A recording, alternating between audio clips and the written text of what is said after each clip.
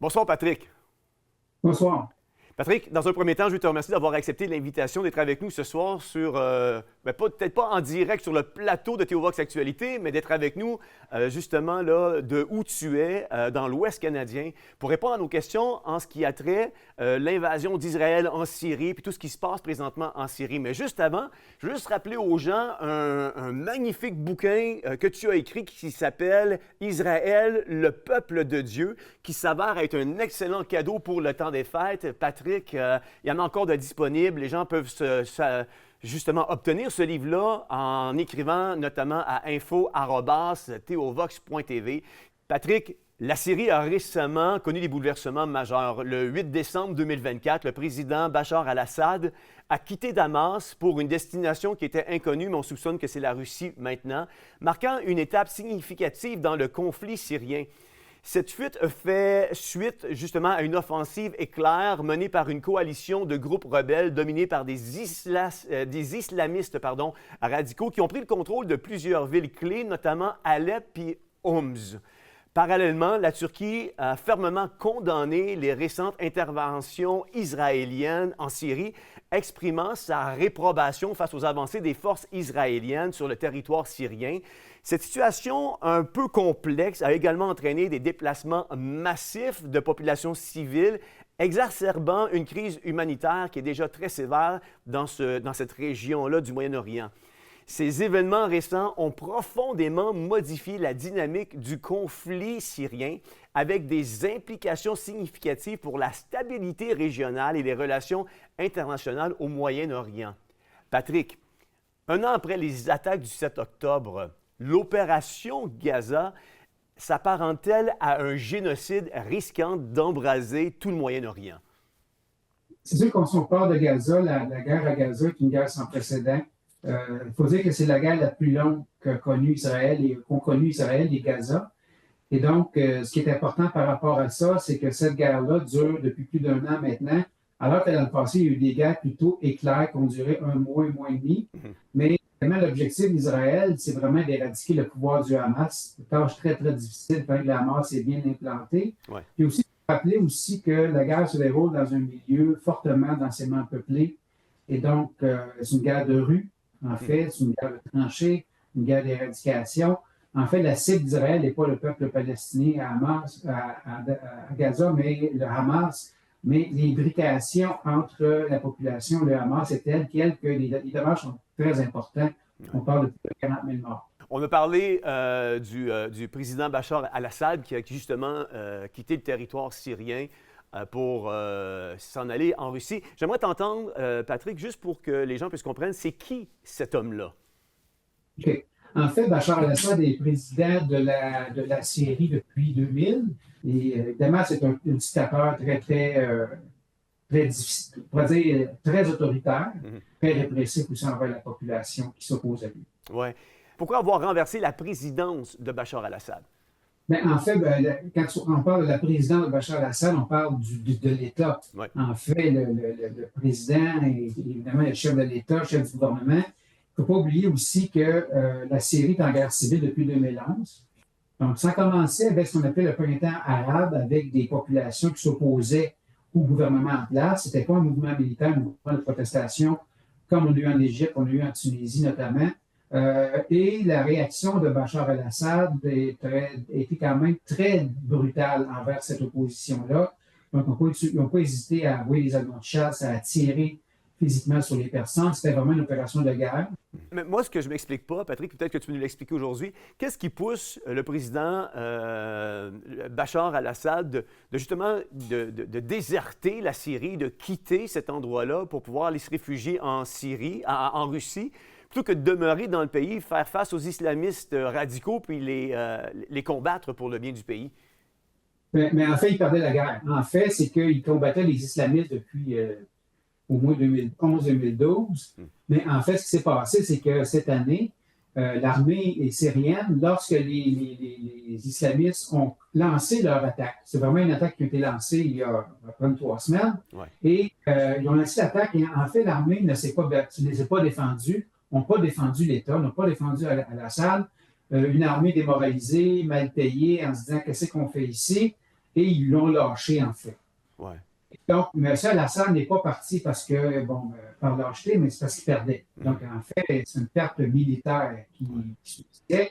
Et lorsque les forces rebelles s'apprêtaient à entrer à Damas, pour lui, c'était soit fuir ou mourir. Ouais. Le fait que la Syrie vienne tomber dans les mains depuis 3 semaines, dans les mains d'islamistes radicaux, qu'est-ce que ça signifie concrètement? Puis c'est quoi, quels sont les enjeux maintenant d'une Syrie qui vient de tomber dans les mains d'islamistes radicaux? Il faut regarder premièrement, au niveau de l'islam radical, c'est un enjeu important parce que, évidemment, le programme de ces islamistes-là n'est pas la voie de la démocratie. Donc, je pense que c'est très important que ce ne sont pas les démocrates qui vont mener les droits de l'homme. On peut s'attendre même à davantage un pouvoir qui peut être plus totalitaire encore que celui d'Al-Assad. Cependant, il y a un autre contexte. Le contexte est que la Syrie est un pays, on va dire, très appauvri, très détruit par 13 ans de guerre. Évidemment, pas beaucoup d'activités économiques non plus. Mais là, en fait, c'est que la Syrie va avoir besoin d'aide extérieure pour sa reconstruction. On pourrait se retrouver dans une situation un peu à la libyenne, comme en Libye, où lorsque M. Kadhafi est décédé, il était renversé, mais les factions continuaient à combattre après. Donc, on pourrait avoir un pays qui est très, très instable aussi politiquement. Ça ne garantit pas une stabilité après ce renversement de gouvernement. Ouais. Mais tout ça a des répercussions vraiment sur les pays voisins. Quel genre de répercussions, quel genre de conséquences ça engendre ça dans les pays du Moyen-Orient, le fait que la Syrie vienne tomber dans les mains d'islamistes radicaux? Une chose très importante, il faut vraiment faire la distinction entre chiites et sunnites. C'est très important parce qu'il existe une opposition entre les sunnites et les chiites. Les sunnites étant surtout parrainés par l'Arabie saoudite, notamment. La Turquie aussi. Donc, la Turquie est un pays sunnite, alors que les chiites sont du côté iranien. Ce que ça fait, c'est qu'il existait ce qu'on appelle un axe chiite qui comprenait le Hezbollah, qui est un groupe libanais au Liban, qui ne fait pas partie, c'est pas le gouvernement, mais c'est une puissance très, très importante au Liban. En fait, c'est un État dans l'État. La Syrie, l'Irak et l'Iran. La perte de la Syrie qui passe d'un État chiite, en fait, de pouvoir chiite à un pouvoir sunnite, ça vient affaiblir le Hezbollah, qui était déjà affaibli par les attaques israéliennes depuis quelques mois. Ça vient beaucoup affaiblir l'Irak, qui n'était pas vraiment très forte, mais surtout l'Iran. Ça, ce sont deux factions qui sont continuellement en guerre, qui ne s'aiment pas. C'est la chiite puis les sunnites, c'est deux factions ennemies qui, depuis le début des temps, sont en guerre. Sauf que les chiites ont tendance à protéger plus les chrétiens. Est-ce que je me trompe, Patrick? Il faut faire attention parce que les chiites iraniens ne font pas beaucoup attention aux chrétiens. Okay. En fait, qu'on soit sunnite ou chiite, ça ne change pas grand-chose. En fait, ça dépend aussi du radicalisme islamique. Il faut dire aussi, c'est que l'Iran, par exemple, est un pays chiite, est une république islamique totalitaire, on peut dire. Donc, il persécute beaucoup les chrétiens. Le pouvoir syrian persécutait, mais peut-être pas autant que l'Iran. Okay. La Jordanie, par exemple, qui est un pays sunnite, persécute, mais pas à un très haut point les chrétiens. Cependant, l'Afghanistan, qui est un pays évidemment sunnite, radical, islamique, est très, très persécuteur. Donc, la vie était très, très difficile pour les chrétiens. Ouais. Ma crainte, c'est le radicalisme, peut-être l'islamisme, des gens, des nouveaux, évidemment, du nouveau pouvoir, qui pourrait évidemment rendre la situation beaucoup plus difficile pour les chrétiens dans ce pays-là. Donc, c'est un peu ça aussi, parce qu'il y a des chrétiens, notamment dans la région d'Alep, et des chrétiens qui sont présents là, qui étaient assez persécutés, mais quand même, ils vivaient quand même dans la société. Patrick, c'est qui les gagnants? C'est qui sont les perdants dans tout ce qui se passe présentement en Syrie? Le grand gagnant, c'est la Turquie. OK. Parce qu'en fait, les forces sunnites étaient beaucoup financées, aidées, appuyées, armées par la Turquie. L'Arabie saoudite, qui était un peu le meneur de jeu avant on pourrait dire, des forces islamiques sunnites, est un peu en retrait par rapport à avant, alors qu'aujourd'hui, c'est davantage la Turquie. Donc, avec, évidemment, le président Erdogan, qui est un sunnite, plutôt assez islamisant aussi, et donc qui, lui, a son jeu. Les perdants sont l'Iran le Hezbollah et la Russie. Donc, la Russie, c'est très important d'en parler aussi, parce que la Russie, elle avait une alliance avec la Syrie depuis la guerre froide. En fait, il y avait, pendant la guerre froide, un axe entre l'URSS de l'époque, mettant la Russie, et la Syrie, contre les Américains et Israël. Et même la Russie avait, pas très importante, mais avait quand même une base navale à Tartous, sur la mer Méditerranée, en Syrie. Donc, il était quand même pour la Russie un point stratégique important. Ça, ils vont le perdre. Mais pourquoi, s'il y a des pertes aussi importantes, le président Poutine a laissé tomber la Syrie? En fait, très simple, il était plus capable parce que le problème, c'est qu'en 2015, lorsqu'il était engagé, la Russie n'était pas engagée dans une guerre importante. Donc, ils pouvaient mettre toutes les ressources qu'ils voulaient. Ils ont mis beaucoup de ressources. Mais 2022, c'est la guerre en Ukraine. Et donc, le président Poutine avait fait un calcul en 2022 comme quoi la guerre en Ukraine serait une guerre éclair. On va rentrer à Kiev, on renverse le gouvernement, on prend le pouvoir, puis c'est fini. C'est pas ça du tout qui s'est passé. On s'est engagé en Ukraine dans une guerre longue, coûteuse, avec beaucoup de pertes, où les gains se font au kilomètre carré près, coûteux en vies humaines, coûteux en argent, coûteux en ressources. Et donc, en fait, c'est que la Russie a retiré beaucoup de ses troupes, de ses efforts militaires, de ses équipements militaires de la Syrie pour s'en aller en Ukraine. Et donc, la Russie n'était plus en mesure de combattre en Syrie. Donc, d'aider le gouvernement syrien qui, à lui seul, n'arrivait pas. Ouais. Autre point d'appui aussi, c'est le Hezbollah libanais qui donnait beaucoup d'appui à la Syrie pour combattre les rebelles. Même chose, le Hezbollah est affaibli fortement par la guerre entre lui et Israël. Il ne faut pas oublier que leur dirigeant, M. Nasrallah, a été tué. Donc, les dirigeants se font tuer un après l'autre. Perte matérielle, militaire importante. Et le Hezbollah s'est désengagé. Et même, le président Poutine et les dirigeants de Hezbollah ont dit à M. Assad, mais écoutez, on n'est plus capable, on ne peut pas vous supporter. Enfin, on dit, débrouillez-vous, puis pas de chance, parce que nous, on n'a plus cette capacité-là. Ouais. On n'a plus la capacité qu'on avait avant. Donc, les autres théâtres de guerre extérieure ont fait que la Syrie est lâchée. Je crois que les rebelles ont vu ça comme une occasion d'attaquer. Patrick, il reste peut-être environ 5 minutes à l'entrevue, puis je voudrais te poser quelques questions en rafale, parce qu'il y a plein de questions qui demeurent encore aujourd'hui peut-être sans réponse. Mais on aimerait savoir ton expertise là-dessus. Comment les États-Unis, avec l'élection de Trump, vont répondre face à ce qui se passe entre Israël et la Syrie? Est-ce que Trump pourrait se dissocier d'Israël? Impossible. Absolument pas. En fait, Trump est le président américain qui a eu un appui envers Israël qui était le plus important historiquement. Donc, il ne faut pas oublier les gestes posés pendant sa présidence. Premièrement, déménager l'ambassade de Tel Aviv à Jérusalem. Oui. Et donc, c'est certain que M. Trump ne lâchera jamais Israël. Au contraire, M. Trump, en même temps, M. Trump est un peu désengagé sur la scène internationale. Ça fait appelle moins de guerre internationale avec les Américains avec lui. Sauf que M. Trump serait le dernier à lâcher Israël. Ouais. Est-ce qu'on pourrait... C'est beaucoup plus dangereux qu'il soit lâché par Biden. Maintenant, ça a été Mme Kamala Harris. Ouais. Pas certain. Mais avec M. Trump, c'est sûr qu'Israël peut dormir en paix, on peut dire. OK. Est-ce qu'on pourrait s'attendre à une tuerie, un génocide des islamistes radicaux de la Syrie sur les chrétiens et les chiites? Je ne sais pas si on peut parler de tuerie, mais on peut parler évidemment de forte répression. C'est sûr qu'il peut y avoir des emprisonnements. Je ne crois pas qu'il va y avoir de massacre en tant que tel, mais il pourrait y avoir des emprisonnements, des expulsions. Évidemment, si on parle de massacre et de génocide, il peut y avoir une intervention internationale à ce côté-là. Oui. Dans ces pays du Moyen-Orient-là, les chrétiens sont quand même martyrisés pour leur foi et souffrent également pour leur foi. Ça, c'est une réalité qui est présente dans ces pays-là. Et quand tu as un renversement avec les islamistes radicaux, ça pourrait engendrer quand même une persécution, puis de voir des chrétiens qui pourraient mourir pour leur foi à un autre niveau, là. C'est sûr qu'il peut y avoir des morts, il peut y avoir des décès, il peut y avoir des emprisonnements, de la torture, aussi la privation de biens matériels, des pertes d'emploi aussi. Mais ça va être beaucoup plus difficile et donc c'est certain que pour les chrétiens, ça va être beaucoup plus difficile, je crois, pour eux autres. Mais les islamistes disent que moi, je ne crois pas vraiment, comme les talibans avaient fait des garanties lorsqu'ils avaient pris le pouvoir en 2021. Et donc, on voit le résultat aujourd'hui.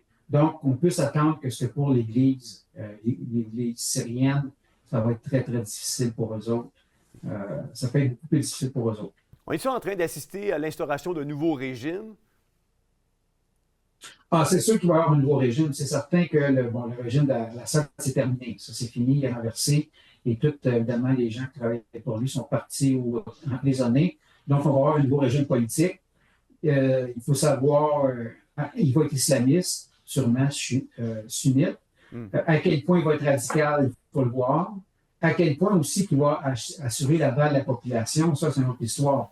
Parce que, comme je l'ai dit tout à l'heure, c'est pas certain que ce nouveau régime-là va pouvoir gouverner tranquille. Ceux qui parlent d'une pluralité, mais est-ce que les autres veulent cette pluralité-là? Ça, c'est pas certain non plus. Ouais. En même temps, le pays, quand même, fatigué de 13 ans de guerre aussi, donc qui amène tout son lot de difficultés économiques. Il y a quand même aussi, chez la population, un désir de respirer, d'avoir une vie plus normale aussi. Il ne faut pas oublier qu'il y a des millions de réfugiés qui vont retourner.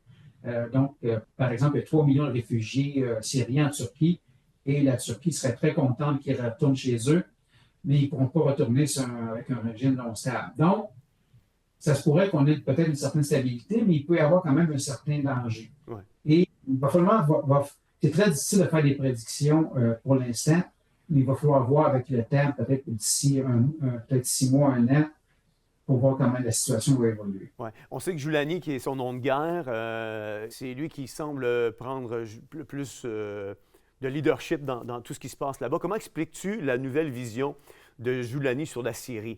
Il semble vouloir instaurer une vision un peu plus démocratique. Est-ce que tout cela serait un leurre afin de tromper l'Occident? Parce qu'on sait que Joulani a refusé notamment de donner des entrevues à des femmes journalistes de CNN si elles n'étaient pas voilées. Fait que déjà, on parle qu'il veut laisser une certaine liberté aux femmes en Syrie. Il semble avoir un discours contradictoire. Est-ce que tout ce qu'il dit vouloir instaurer ne serait qu'un leurre pour faire avancer la cause de l'islam en Syrie? Je crois que monsieur, ce dirigeant-là, mais je ne crois pas qu'il va dire on va faire une république islamique très rigoureuse. Et là, on essaie de bien paraître, mais en fait, on voit plus que le chiffon départ. Il ne faut pas oublier que ce monsieur-là était allié à Al-Qaïda jusqu'en 2016. Est-ce que c'est vraiment modéré ou est-ce que c'est simplement un juste stratégique qu'il a fait? Et on a vu l'Afghanistan aussi, lorsque les talibans ont repris le pouvoir en 2021, ils garantissaient le droit des femmes, puis c'est le contraire qui s'est passé. Il ne faut pas trop croire les paroles de ce dirigeant-là. Et en fait, le dirigeant n'a pas le choix de dire ces paroles-là parce que, évidemment, il veut quand même créer un momentum derrière lui au niveau international. Et s'il commence déjà avec un discours radical, islamiste, triomphaliste, ça va être très difficile pour lui d'avoir l'appui. Donc, c'est comme un jeu qui se fait. Je ne crois pas vraiment, je doute de sa sincérité, malheureusement. Mais il faut voir un peu qu'est-ce qu'il va faire aussi. Puis comment il va jongler aussi. Est-ce qu'il va être, peut-être qu'il y a une espèce d'intelligence de dire, OK, il faut changer la société, une société plus ouverte, plus démocratique, mais en même temps, une culture démocratique, ça ne se bâtit pas après une guerre. Et notre démocratie en Occident, par exemple, qui même souvent est en danger aujourd'hui, c'est construit sur des dizaines, des centaines d'années, progressivement, avec une culture qui s'est installée. Et aussi, c'est très difficile.